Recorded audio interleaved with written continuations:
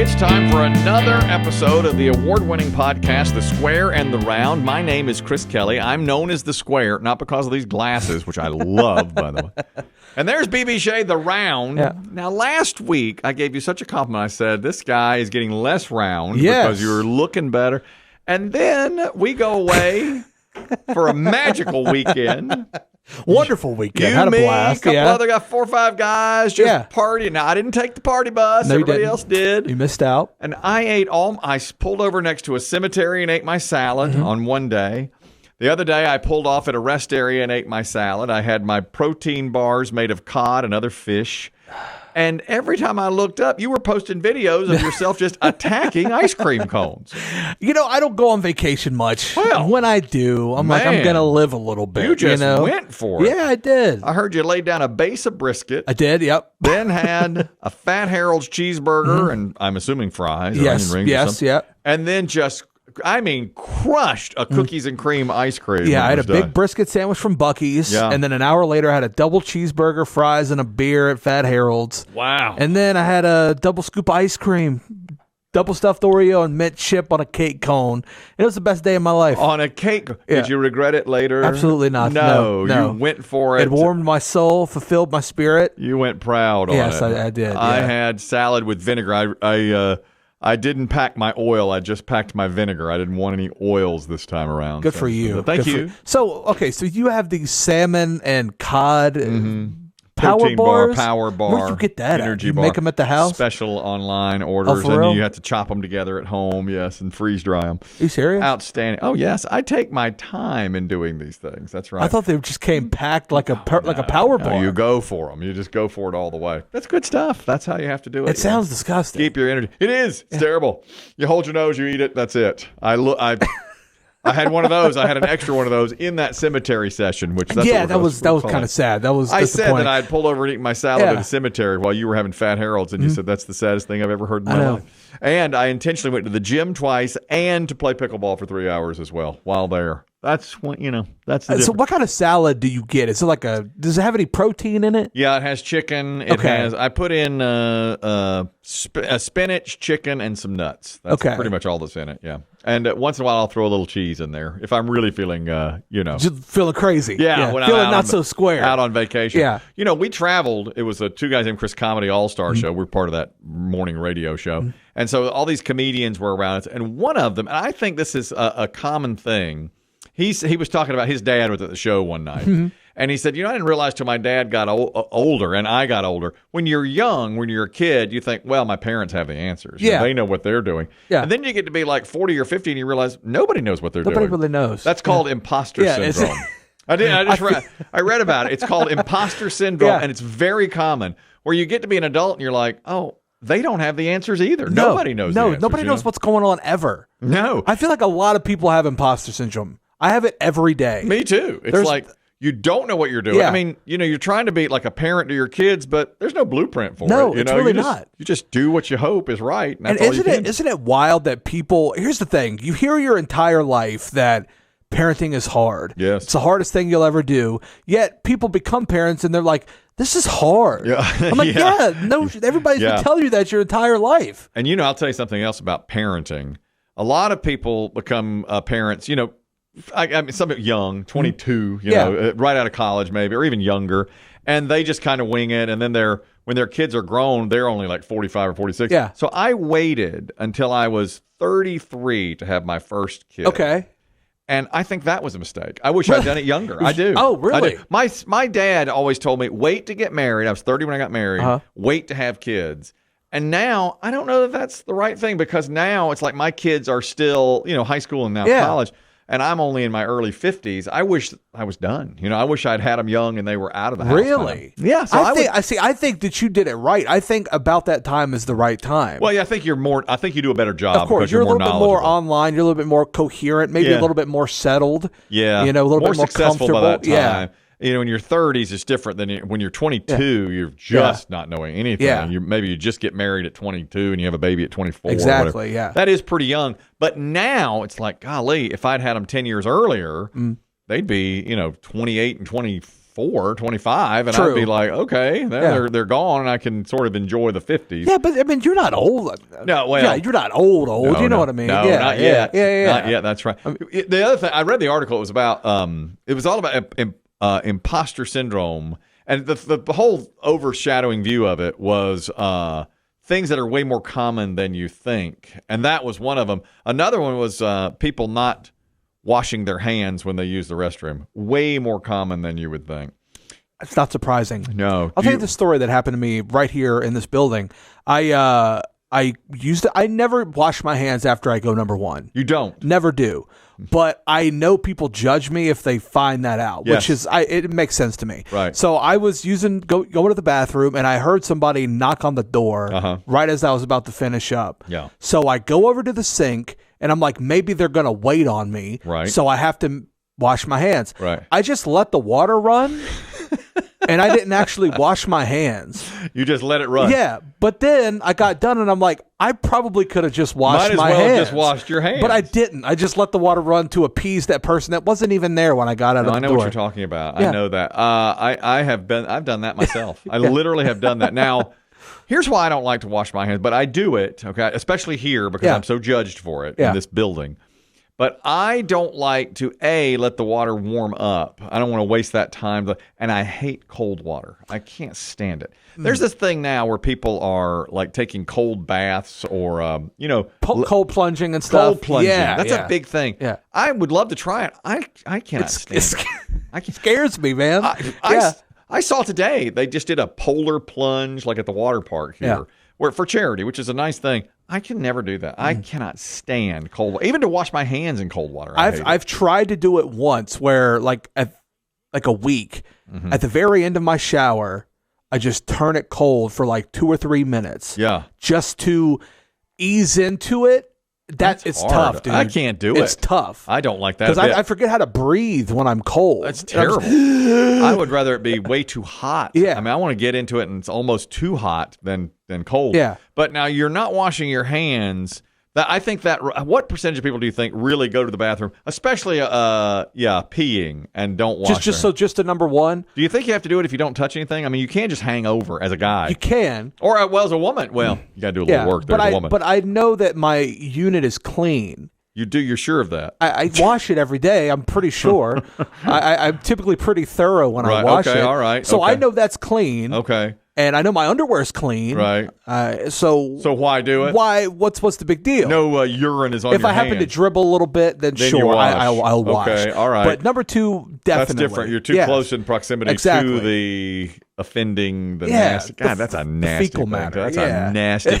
Oh, God, what a disgusting. I think that's why I got my painful rectal itch issues. I think I was just wiping too hard. Really? I was so meticulous about it. I hate it, and it was always dry. I mean, I know I'm giving you too much information. I know, it's all good. But that was, I think that's why I got it. But that's what people were saying was the things that you think are way more common than they really are. And then the other one I read that was new to me was if you move to a different city, for instance, as an adult, let's say your job transfer, that you really don't have any friends, it's just like an online maybe thing, and you meet your friends in high school and college, and if you have to move somewhere else, you never develop new friends as an adult. Is that true? Really? I feel like I do. I feel like I've made new friends. I feel like most people can only be alone for so long, and they'll eventually start relating to other people. But maybe so. Maybe that does happen more often. I've been lucky enough to kind of live in close proximity to where I grew up, so all my friends most of my friends are still around. But it's hard, I guess, for some people to just make friends. It is. I feel like if I moved today somewhere else, I would have a new group of friends within a year. That you're hanging out with. You think? I think so. Well, see, you're good about being active. A lot of people, they're not good about like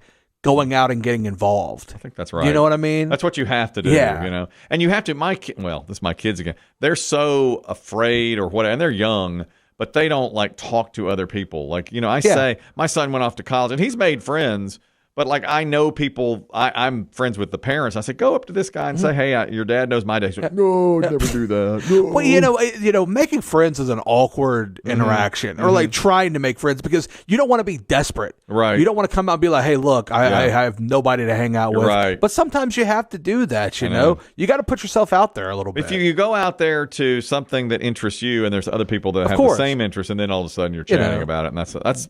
But I was surprised that somebody said, yeah, it's very difficult to make friends. I always found it easier as an adult to make friends than as a kid. As a kid, no. You don't think so? No, not at all. Oh, I do. I feel like when you're a kid and you're forced to be around people in school, you've got no choice but to, just hang out with them. It's or the same group be every around day. them. But it's almost, well, I was going to say, here at work, how many really true friends do I have? None. I mean, really. That's so funny. I was talking to a buddy of mine about this yesterday, about how we like to separate our work friends from our real friends. Yeah. But at the end of the day, your work friends are just as close with you as your regular friends. We spend more time with them. We spend more time with all of them. That's why, you were invited to that Super Bowl party a few weeks ago. Yeah. That's a real worlds colliding. That is a real worlds colliding. That's got my family, my wife, friends from work, friends from other walks of life. Difficult to do that, to bring them all I saw together. you in this mode that I'd never seen you in before. Going from place to and place. It was very weird to me. Yeah. Very interesting. Yeah. Trying to connect people. Exactly. I was like, who's this person? I walked up to one gentleman. Yeah. I was like, hey, man, what's going on? It's good to see you. And I was like, how are you,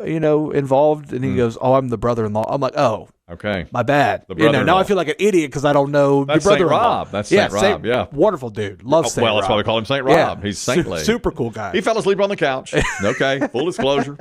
He fell asleep on the couch. That's fine. Yeah. So that's why I do name tags. And That's next a good year, point, this year it described like you were my work friend, radio friend, work friend. And next year I'm going to do something interesting about each person. Oh. So yours will be like BB Shea, celebrates every meal or something like that. Still enjoys food. Yes. Eats brisket, followed by burger, followed by ice cream, and celebrates it. When you ate that ice cream and you uttered the F word, and you're like, that was my bitch. Yeah. That was surprising to me that you just like owned it like that. You're passionate about it. You got to enjoy the small things. You're passionate about it. Kelly, you got to enjoy them. I feel like you've lost touch with that. I think you're right. Enjoying the small things. Oh, there's no question. I don't get to eat ice cream often, but when I do, I love it. It's so fun to me. I don't enjoy the small or the big things. I just plod through. See, you don't even eat your food in fun places. Oh, God, no. You pull over in cemetery. That's right. It's like, if I don't eat like this, I'm going to be in here. Exactly. That's right. You got to remind yourself to stay fit. I looked at the gravestones, and I was like, only 66 when he died. Only 71. Not me. Not me. I'm going for more I'm going to than get that. up there. Exactly. We're movie people. You know that. Yeah. I read another interesting thing today about movies. Do you ever watch older movies that were really fun back then? And the number one on the list is Ghostbusters, but they're cringy today because of stuff that happens in the movie. The times have changed. Now, are you talking about cringy like it couldn't have flown today? Yeah, because in Ghostbusters, I just saw Ghostbusters recently, actually. And Bill Murray is always coming on to Sigourney Weaver, like forcing himself on her. Oh, really? And by the end, of course, they're dating. Yeah. I mean, at the very end, like walks off hand in hand with him. Yeah. Do you see Ghostbusters? Never saw it. It's overrated. Yeah, it's really? Not that good. I mean, when I was a kid, Ghostbusters was in theaters. Yeah. I was about 12. And all my friends were like, oh, my God, this is the greatest thing. And then I watched it and thought, this is not that funny. Yeah. It's okay. I like Bill Murray. I've seen it since many times, and I like it a little better, but I didn't love it at the time. But what they're talking about there with it being cringy is he's real male chauvinist. Yeah, and see, stuff like that is interesting to me, and a lot of that has to do with like ratings, because or like what movies are rated, because you suggested I watch Kramer vs. Kramer. And you liked it. And I enjoyed it. Loved it. Great movie. It's PG. Yeah. Full frontal nudity. That's true. That was interesting. That's and right. Same with Back to the Future. Back to the Future was like PG. A lot of cussing. Oh, yeah. I think there's an F-bomb in it. Well, in Back to the Future, okay, remember Biff, the bad guy? Yes. He's trying to rape her. What's her name? His mother. Yeah. And they make that out to be just like kind of a fun little thing. Yeah. But in reality, but that's a big deal. That's a big deal. Yeah. That's the one I saw. Now tell me what's Forrest Gump, they said, is cringy today. Why is that? Because his mother, well, she took advantage of Forrest. Jenny did, didn't she? She did. She got pregnant. Yes. Via Forrest. Yes. And he didn't really know what that was. Yes. And she wanted to have a baby and got pregnant by him. Well, he did claim that he knew what love was. He did say Yeah, that. but this was sex now, and this. Remember that she just maybe that's how she interpreted it. But he was like, "What are you doing?" Yeah, remember that's that? true. Yeah, you're right. Did, the other one I was thinking the cringy part of that might be like the mom played by Sally Field slept with the principal so that he could get into the school, get a good education. Is that because when it says cringy, I'm wondering, which one of those are they talking about? I don't know. I think it's the Jenny part of that. I don't think a lot of that movie is. I don't know. I would consider that cringy. Anything. But her part, don't you think so? You don't think? I mean, when she kind of takes advantage she is of him? kind of. You're right, taking advantage of somebody with a mental disability. Yeah, that is kind of interesting. She was a terrible person. Do you think she was? I don't think a lot of people think about like how she was a real villain in that movie. Well, she had a drug issue. Yeah, and she did connive to get a baby from him because she knew he was rich.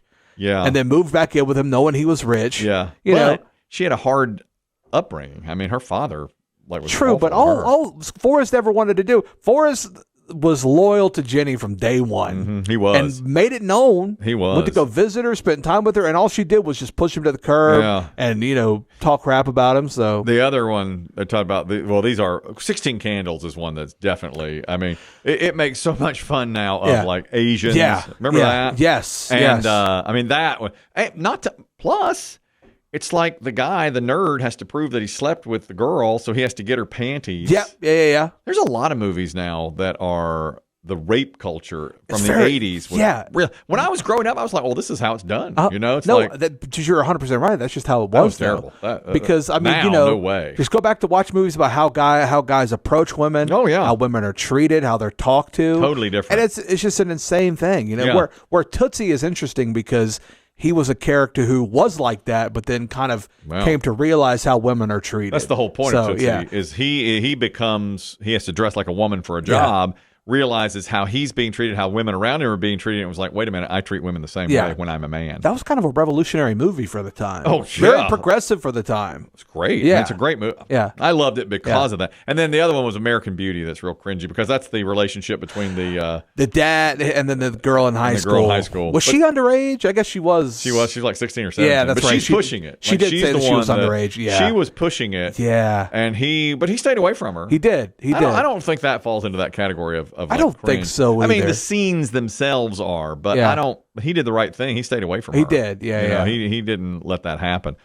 I mean, there were dreams he was having of course, about it, and like fantasies about it, but he never let it happen. That was such a great movie, too. American Beauty was. One of my favorites. Really? Saw it in the theater. I love it. It won Best Picture. Yes. I thought it was outstanding. The dinner scene when he throws the asparagus, that was just so amazing. I love it when, if you haven't seen American Beauty, you really should. It won the Best Picture. Yeah, it did. But that movie's 25 years old now. That's what. I know. 25 years old. Saw it in the theater. Kevin Spacey is outstanding. I mean, he is great at He's doing Comic-Cons now. Is he? Yes. For just different movies? Yeah, he's just showing up to like comic conventions or conventions just to be there to do something. Trying to work He's not his way working, back obviously, Yeah.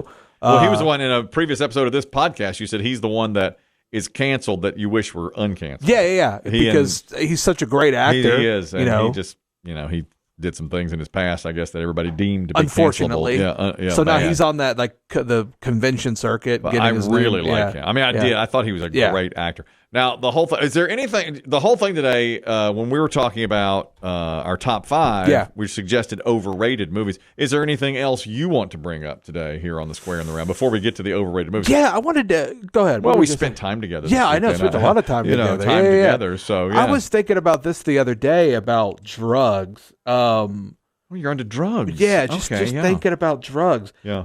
Would you try a hard drug if you knew you could guarantee that you wouldn't get addicted to it and it wouldn't kill you? Like if somebody goes, here's this heroin. Yeah. I'm going to let you try it to let you know what it's like, but you're not going to have any, you're not going to get addicted. There's you're not going to die. Effect later. No ill effect to it. You just get to try it once and feel the effects of it. And you'll never do it again. Never want to do it again. No, I mean, unless you want to do it again, but let's say you'll never have that, it won't be like addictive and you won't die from it. Yeah. I'm still too scared. Really? I'm still too scared to do that. Not heroin. Heroin's the one I'm like, no way. Cocaine either. Both those scare me to even death. even like the more mild or what we think is mild. When I was cocaine. young, it was like marijuana was really bad, but cocaine was like, don't touch it. Of course. And heroin was something if you are dead. And now it's fentanyl. Is like that thing right now. I would never touch fentanyl. Yes. I'm scared off of all drugs because everything they're laced with fentanyl. You know, it's like they're laced with fentanyl. See, that's the thing that gets me is like I'm scared to do anything, because of not even just drugs. Like fentanyl, you could just slide it in anything, slide it into food. I mean, it's so weird. And a freaking grain of rice size kills you. Yes. Do you think it's real that now you see all the commercials for Republicans saying, it's fentanyl's coming over our border and that's why we're getting it? I don't know if that's real or not. I can't really speak to that. I know it's true. Have you seen videos of people I know it's running rampant in like Philadelphia. It's terrible. You walk down the street and there were just people just stopped in their tracks. Yeah. And just fall over. Killing people. Awful because, cops carry that Narcan with them now. Yeah. It's so common. Yeah. That's our biggest, honestly, we have a lot of problems. I think that's probably Drugs our biggest problem. Thing. That's a huge, that fentanyl. And I read recently, listen to this stat, 42% of people, 42%, almost half, know someone who's died of a drug overdose. My God. Yeah. That is a huge I know number. like 3. Do you really? Yes. Who died of a drug overdose? When I was in high school, I know I can name 5 or 6 people that went to my high school that I know who died of a drug overdose. Sad state of affairs. And this was 10 years ago. That is and it's gotten even worse. What would you do if you were in charge? When I was a kid, it was like a war on drugs and just say no. And that's just laughed at. That's a punchline. And, people say we spent more and more money on it. It never works. Harsher penalties? They're letting like people who do weed out of jail. Well, they're making weed legal. Yeah. Which, people have different opinions on weed. Say what you want to about I was it. for the legalization of that. Still am, but could you say it's a gateway to the harder things? Most people say no. Is it? I don't know. It's kind of hard to prove that. What would I do about the drug? I don't know, man. I really don't. I'm not a big proponent. I'm not a big ambassador of saving people from themselves. Even like with smoking cigarettes. And I know that's a bad way to be, and I don't wish that negativity upon people, but like I don't know what to do because people are gonna find a way to do it. Well, but fentanyl is so deadly. It's like if you try it just one time, you True. kill. You're right, and that is like it's one thing. I want to save people from pot, sure. or beer. Let's say, you get addicted. Of course, you can be an alcoholic and get addicted to beer or wine or whatever it is, liquor. But fentanyl, and you're not going to drink 10 beers and drop dead. Fentanyl, you take a grain of it, you drop dead.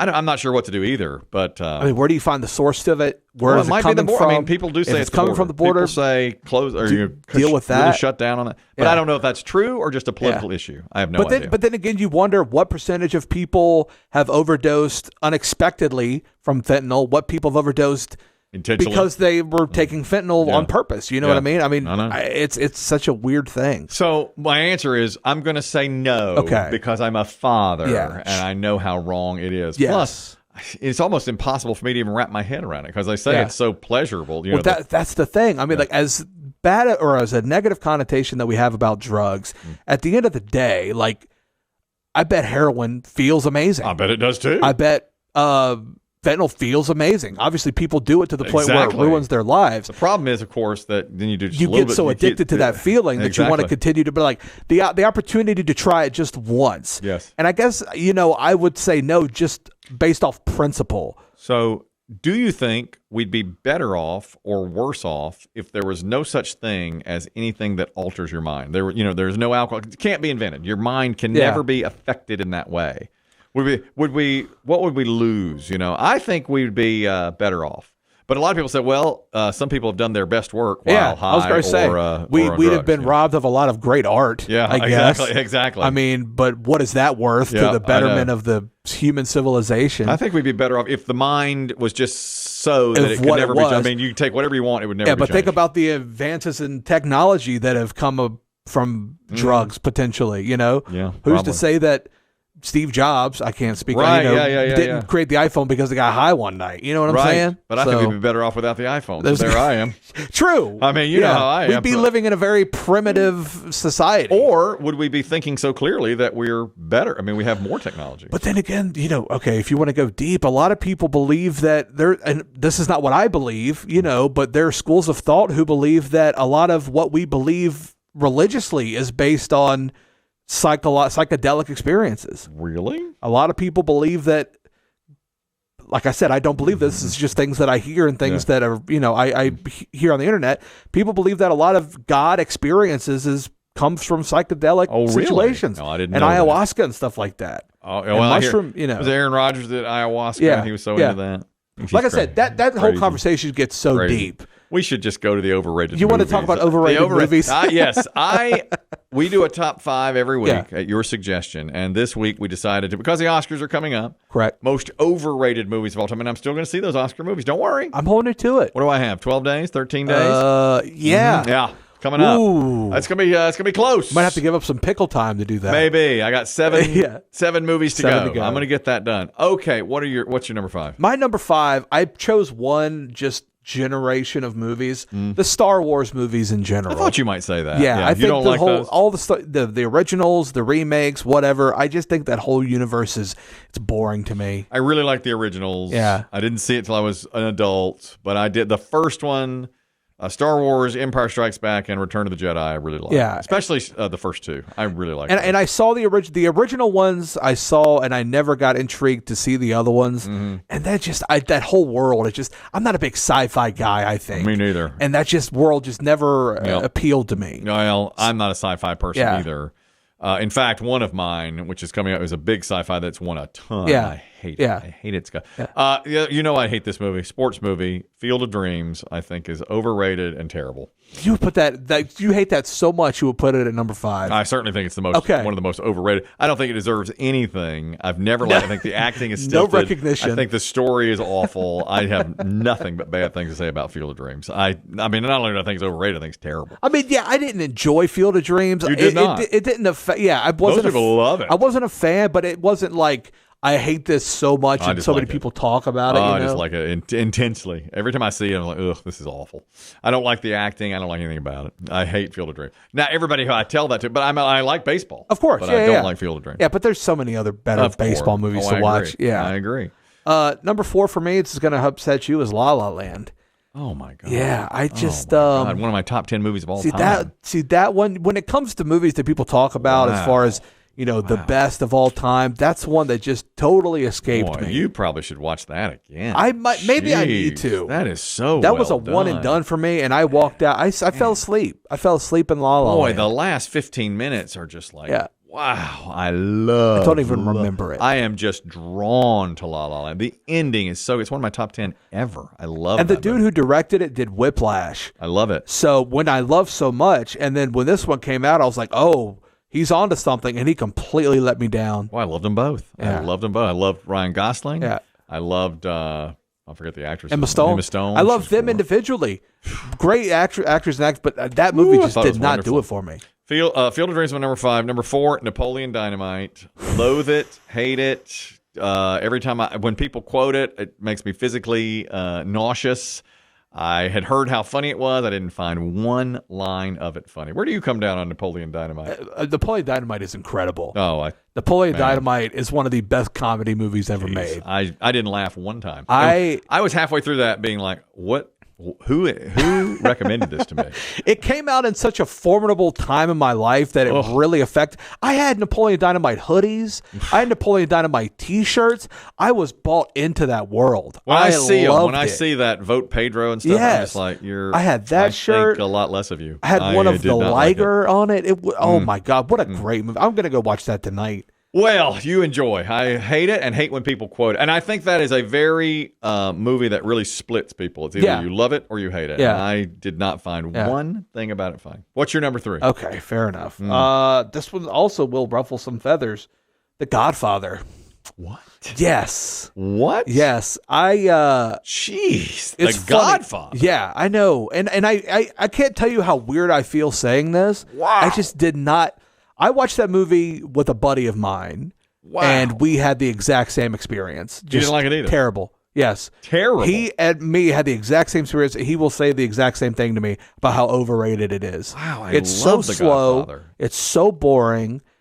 I don't feel like nothing happens. Like it just killed me. Man, it's a classic. Yeah. An absolute classic. Totally killed me. I loved it. Never saw 2, never saw 3. 2 is great. I didn't see 3. A lot of people say 2 is better than 1. It's close. So maybe I need to watch 2. It's really good. The original just didn't get me. My number 3 is any incarnation of the Batman movies. I could care less about any one of them. I didn't like in '89. Everybody was like hyping it up. I was 18 years old. Yeah. Michael Keaton was playing. It's like, oh, Batman, Joker.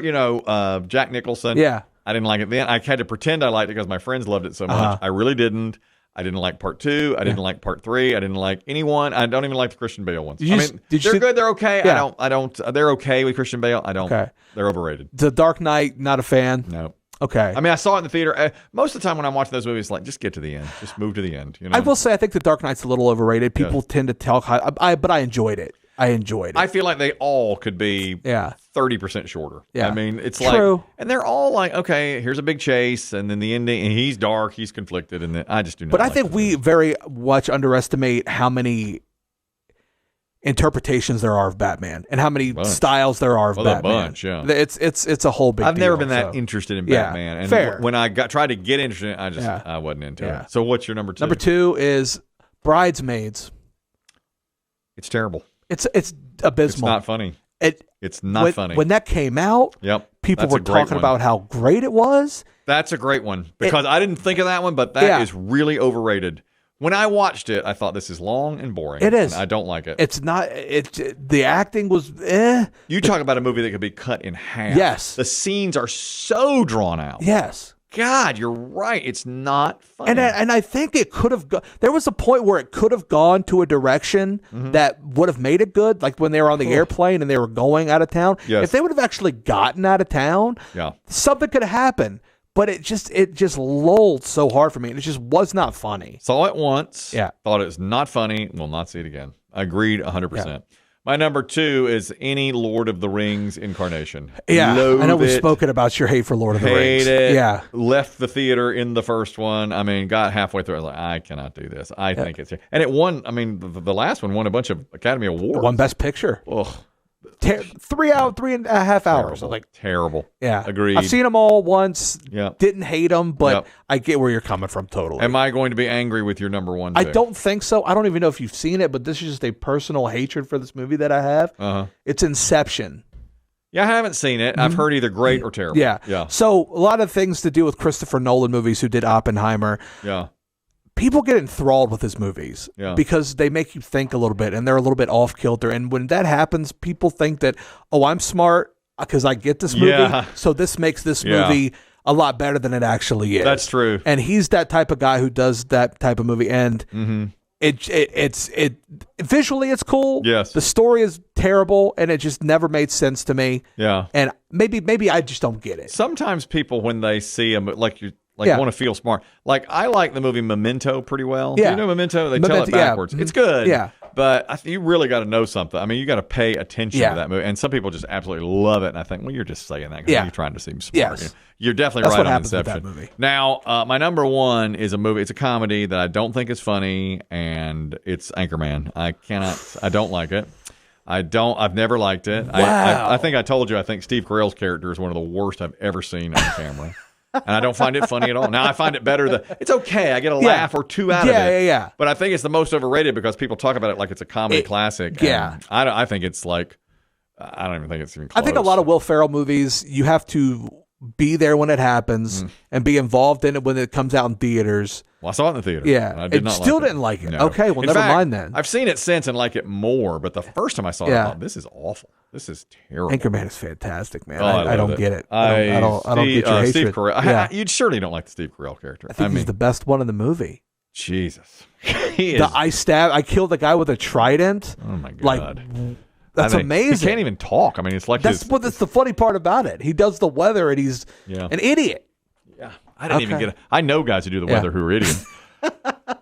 That guy. No comment. That No guy comment. is just, I mean, he is unwatchable. I find that movie almost, and I should have put Bad Santa on there because you know how I hate that. Wow. You know okay. I hate that, too. Love that I probably movie. did that on Christmas, didn't I? I loathe Bad Santa. Love Bad Santa. But then again, I don't like fun. That's a good point. That's a good I think point. less of people who like Napoleon Dynamite and Bad Santa. You eat salads in graveyards. That's right. That's the type of guy that you are. I eat salads and gravy. You celebrate and curse about ice cream cones. Right. That's why you like those movies. All right. That's a good, your feathers are ruffled. There it is. Who knows what'll be next week on the top 5, but we'll have another episode of The Square and the Round. Good one today. Absolutely. Thank you very much, and see you next week.